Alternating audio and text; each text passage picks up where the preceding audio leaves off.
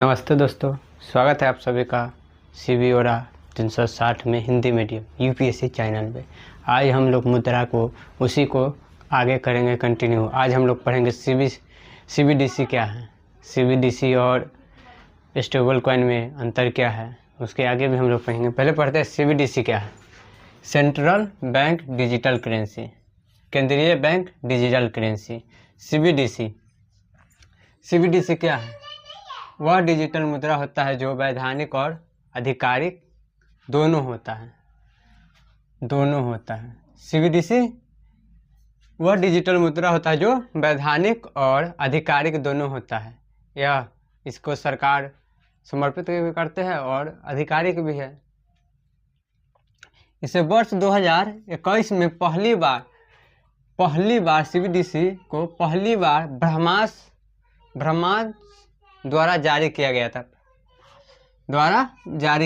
था। पहली बार CBDC वर्ष 2021 में ब्रह्मांड द्वारा जारी किया गया, विश्व के पहली बार।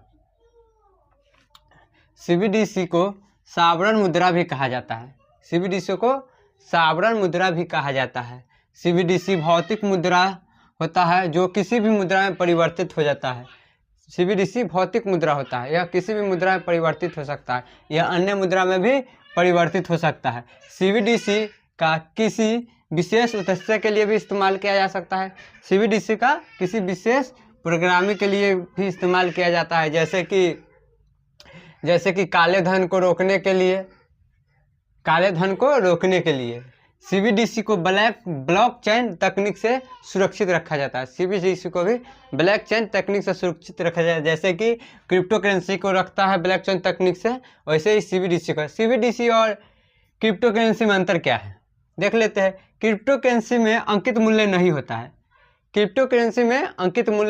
है, जबकि CBDC में अंकित मूल्य होता है। पहला तो अंतर यही हो गया कि क्रिप्टो करेंसी में अंकित मूल्य नहीं होता है और CBDC में अंकित मूल्य होता है। दूसरा हो जाता है कि क्रिप्टो करेंसी वैधानिक नहीं है,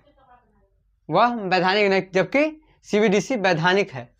क्रिप्टो करेंसी वैधानिक मुद्रा नहीं है, जबकि CBDC वैधानिक मुद्रा है, जबकि CBDC वैधानिक है। आगे हम लोग पढ़ते हैं स्टेबल कॉइन क्या है, क्योंकि हम लोग क्रिप्टो करेंसी पढ़ लिए, अब स्टेबल कॉइन पढ़ते हैं। स्टेबल कॉइन क्या है?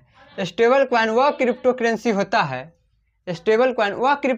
होता है जो स्वर्ण और डॉलर से पेड होता है, मतलब जुड़ा होता है, एक दूसरे से जुड़ा होता है। स्टेबल कॉइन वह क्रिप्टो करेंसी है जिससे स्वर्ण और डॉलर से पेड होता है, मतलब पेड का अर्थ होता है जुड़ा होना। स्वर्ण और डॉलर से जुड़ा होता है, पेड होता है, जुड़ा होता है। इसीलिए यह क्रिप्टो करेंसी के तुलना में स्टेबल कॉइन अधिक सुरक्षित होता है। स्टेबल कॉइन यह वैधानिक मुद्रा नहीं होता है, वर्ष 2025 में अमेरिका द्वारा एक बिल लाया गया जिसे जीनियस बिल कहा जाता है। स्टेबल कॉइन का, जहां स्टेबल कॉइन को USA ट्रेजरी बिल, USA मतलब अमेरिका ही है, USA ट्रेजरी बिल वह बिल होता है जो सरकार द्वारा समर्पित होता है। इसे सरकार समर्पित करती है, स्टेबल कॉइन को। लिख लीजिए, आगे हम लोग पढ़ते इसके बाद उसे आप लिख चुके होंगे। आगे हम लोग पढ़ते हैं मांग जमा, मुद्रा की आपूर्ति कहाँ से होता है? Money supply. मुद्रा की आपूर्ति कहाँ से होती है? RBI द्वारा बाजार में तरलता को पता लगाने के लिए, या मुद्रा की आपूर्ति को RBI द्वारा बाजार में तरलता और मुद्रा की आपूर्ति को पता लगाने के लिए M1, M2, M3, M4 का प्रयोग करते हैं। RBI द्वारा मुद्रा की आपूर्ति और तरलता को पता लगाने के लिए M1, M2, M3, M4 का प्रयोग करते हैं। मुद्रा की आपूर्ति का अर्थ होता है चलन मुद्रा या लेन देन मुद्रा। मुद्रा की आपूर्ति का अर्थ होता है चलन मुद्रा या लेन देन मुद्रा। चलन मुद्रा, अगर आप किसी दुकान में जाते हैं तो आप उसे पैसा देते हैं और सामान लेते हैं, और या आप सामान देते हैं तो पैसा लेते हैं, वही होता है। मुद्रा बैंक जमा दो तरह के करता है। मुद्रा पैसा बैंक दो तरह से जमा करता है, एक शाब्दिक जमा, दूसरा मांग जमा। शाब्दिक जमा का अंत होता है एक फिक्स टाइम में ही आप निकाल, आप पैसा डाल दिए, उसके बाद आप फिक्स कर देंगे कि इतना टाइम में ही निकालेंगे, उसको इतना टाइम में निकालना है, fix deposit, fix time deposit, मतलब एक निश्चित समय में ही उसे निकाल सकते हैं। जबकि मांग जमा में आप जब चाहे तब निकाल सकते हैं, डाल सकते हैं, जैसे कि सेविंग अकाउंट, आप सबके पास होगा सेविंग अकाउंट, आप डालिए निकालिए, डालिए निकालिए करते हैं। तरलता, तरलता जो आसानी से बिना नुकसान के किसी अन्य मुद्रा में परिवर्तन हो जाए। तरलता वह था जो बिना नुकसान के अन्य मुद्रा में परिवर्तन हो जाए। पोस्ट, एक होता है पोस्ट बैंक भी, पोस्ट बैंक, डाकघर, डाकघर में भी दो तरह से जमा होता है, एक बचत खाता होता है और एक शाब्दिक जमा। अब हम लोग पढ़ते हैं M1 M2 M3 क्या है, M1 M2 M3 M4 क्या है। M1 को संकीर्ण मुद्रा भी कहा जाता है, M1 को संकीर्ण मुद्रा भी कहा जाता है।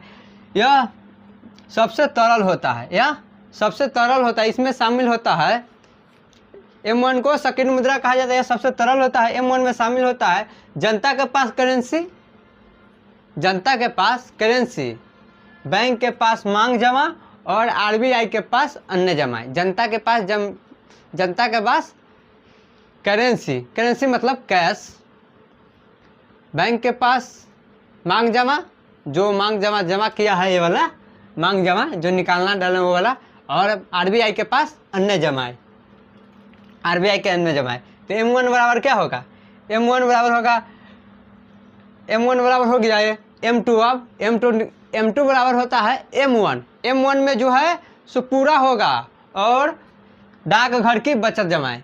M1 में हो जो होगा वो पूरा होगा और डाकघर का बचत जमाएं। M1 में क्या क्या था, जनता के पास करेंसी, बैंक के पास मांग जमा और RBI के पास अन्य जमाएं। तो इसको क्या बनाएंगे, जनता के पास करेंसी प्लस बैंक के पास मांग जमा प्लस RBI के पास अन्य जमाएं प्लस और डाकघर का कुल जमाएं। तो हो जाएगा M2 निकल जाएगा पूरा हमारा। अब M3 निकालते हैं, M3 बराबर क्या होगा, M1 प्लस बैंक के पास शाब्दिक जमा जो फिक्स डिपॉजिट है, फिक्स डिपॉजिट वो वाला जमा।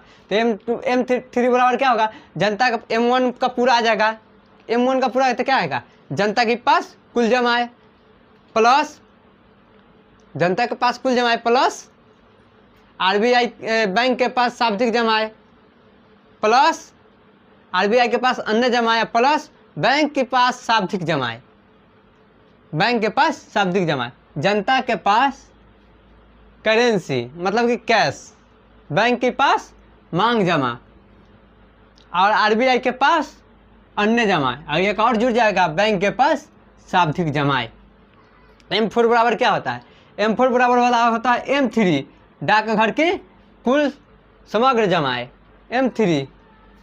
M3 तो ये पूरा आ जाएगा, M1 में भी आ जाएगा, M1 का पूरा आ जाएगा, M3 में एक बढ़ जाएगा ये, और 4 में के डाकघर का जमा। तो क्या हो जाएगा, इसको बनाएंगे जनता के पास कुल करेंसी प्लस बैंक के पास मांग जमा प्लस RBI के पास अन्य जमाएं प्लस और बैंक के शाब्दिक जमाएं प्लस डाकघर की कुल समग्र जमाएं। तो M4 निकल जाएगा। अब इसको तरलता के क्रम में, घटते क्रम में सजाएंगे, M1 सबसे तरल होगा, M2 उसके बाद तरल होगा, M3 उसके बाद तरल होगा, M4 उसके बाद तरल होगा। ये UPSC का प्री का क्वेश्चन है।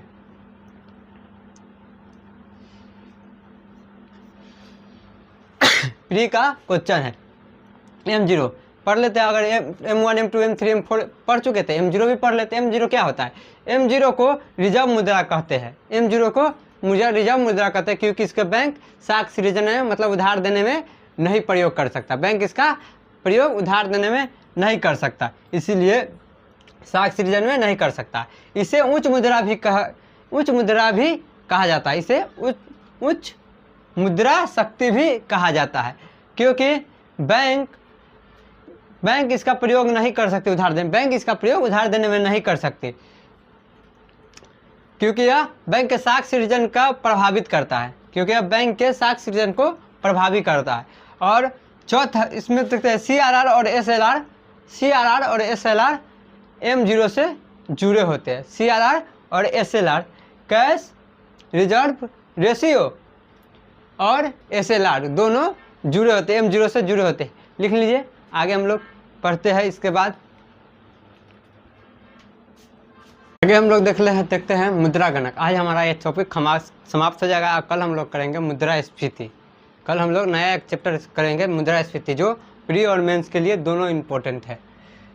मुद्रा का गुणक, मुद्रा गुणक मुद्रा की आपूर्ति और M0 का अनुपात होता है। मुद्रा गुणक मुद्रा की आपूर्ति और M0 का अनुपात होता है।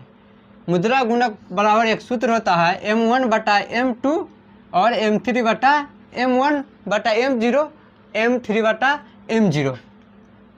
मुद्रा गुणक और M0 का संबंध व्युत्क्रमानुपाती होता है। मुद्रा गुणक और M0 का संबंध व्युत्क्रमानुपाती होता है। मुद्रा गुणक और M1 और M3 का संबंध समानुपाती होता है। मुद्रा गुणक और M1 और M3 का संबंध समानुपाती होता है। आज हमारा क्लास यहीं पर समाप्त होता है। आशा करता हूँ आपको क्लास अच्छा लगा हो। अगर अच्छा लगा हो तो लाइक शेयर जरूर करें। और कल हम लोग पढ़ने वाले हैं मुद्रास्फीति। ये चैप्टर भी हमारा समाप्त हो गया। मुद्रा खत्म हो गया। अब हम लोग पढ़ने वाले हैं मुद्रास्फीति, जो प्री और मेंस के लिए दोनों के लिए है। प्री और मेंस दोनों के लिए है वो चैप्टर। और कल हम लोग इसका स्टार्ट करेंगे। धन्यवाद। अच्छा लगा हो तो आप लोग लाइक शेयर जरूर कर लें। धन्यवाद।